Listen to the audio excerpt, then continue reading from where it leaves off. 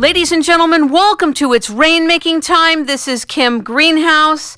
It is my pleasure to have invited Dr. John Medeiros today to discuss what is a new theory and model about color. He is the author of Cone Shape and Color Vision, Unification of Structure and Perception. This is a mind-blowing book and discovery that will alter colorblindness communities around the world, could create inventions to help in the area of perception and vision, but it's so complex that really the one to talk about it is John Medeiros. John, welcome to It's Rainmaking Time. Thank you, Kim. Delighted to be here. You studied for many years atomic physics. You had a doctorate in that area from the University of Massachusetts. You've been in research on mechanisms related to laser damage in the retina at the University of Western Ontario. You've been an assistant professor of physics at Penn State University, chief optical engineer with Pacific Sierra Research Corporation. You have huge experience in physics, biophysics, computational science, atomic physics. Why do we need a new theory of color? What is wrong with our existing theory and model for color? Well, that's a very good way to start in terms of the questions. There is a theory now that actually is fairly widely accepted, and it has been around for, the essence of the theory has been around for 200 years. And I should mention what that theory is. I mean, the standard theory is that in the retina of the eye, there are three different types of receptors, three different types of cones, and each of them are supposedly having their own sensitivity to different parts of the spectrum, a red cone, a green cone, and a blue cone, if you like. And that as the image is put on the eye, these cones get the different colors, and they are the brain then synthesizes what the colors are by the way these cones are relatively excited. And you know, this theory is widely accepted because it seems so logical and works in a way that people who do photography and other kinds of three-color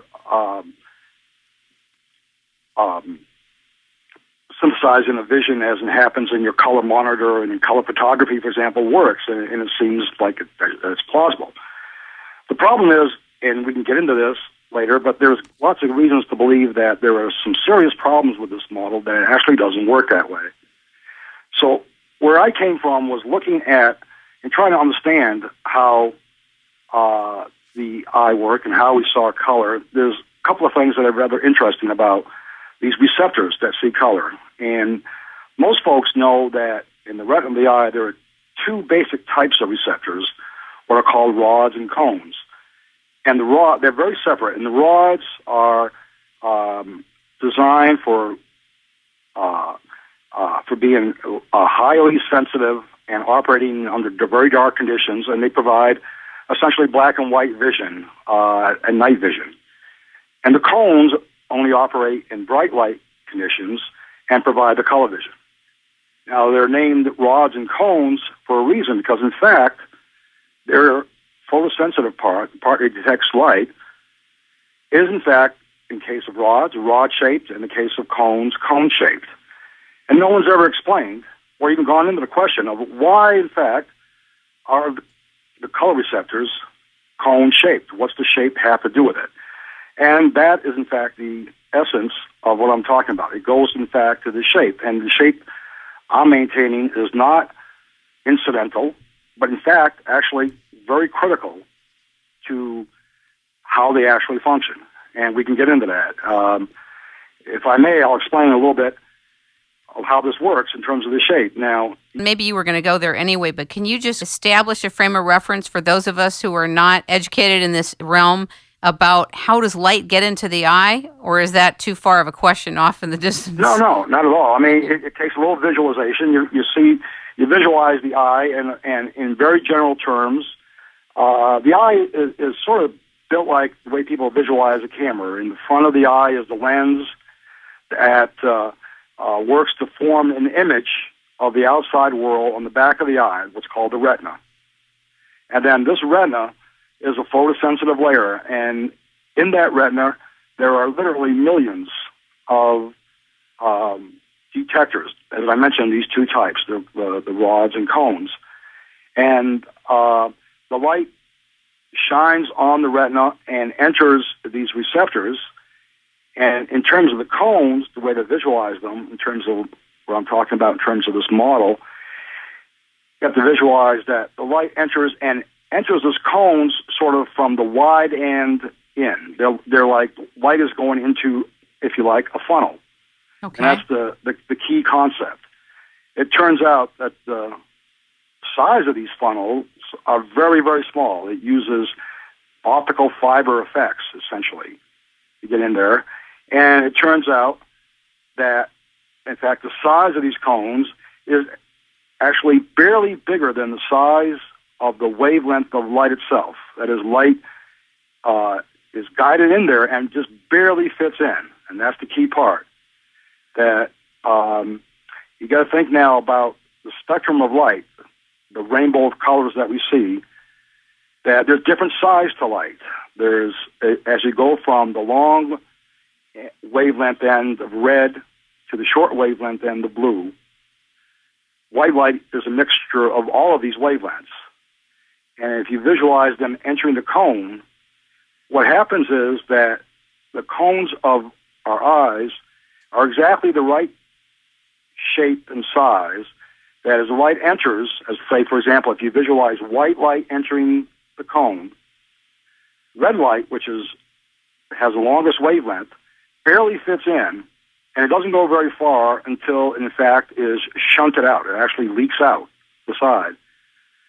As you go further down the cone, light going down there, green light leaks out next. Then at the end, blue light gets all the way down the length of the cone. So the exact size and shape of the cone actually spreads out the spectrum, the rainbow of light, along the length of the cone. So the existing model says what? About that, it says nothing. I mean, it says nothing about what the cones do other than the existing model just treats the cones themselves as just sort of a bag of pigment that just catches light, and that, sort of the red cone, what I believe to be the red cones, catches more of the red light. What I believe to be the green cones catches more of the green light. And blue cones catch more of the blue light, and that you try to synthesize what the color is from how those three types of cones are relatively excited. As I mentioned, there are lots of problems with that model, although it's conceptually easy to see how that model might work, that in fact it does not explain a whole lot of different effects about color vision. Talk about that.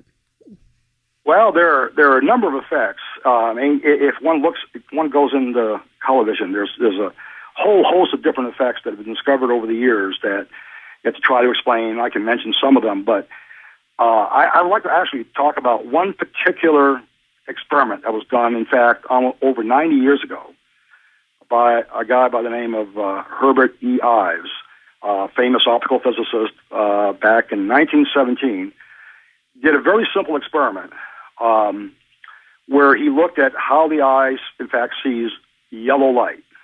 Now, I should mention, there because of the way the eye works, you can make yellow light in a couple of different ways. For example, you can take just a slice of the spectrum, the pure yellow, and that, of course, looks yellow. Or you can take a mixture of red and green light, as most folks know, and that mixture of red and green light will look yellow.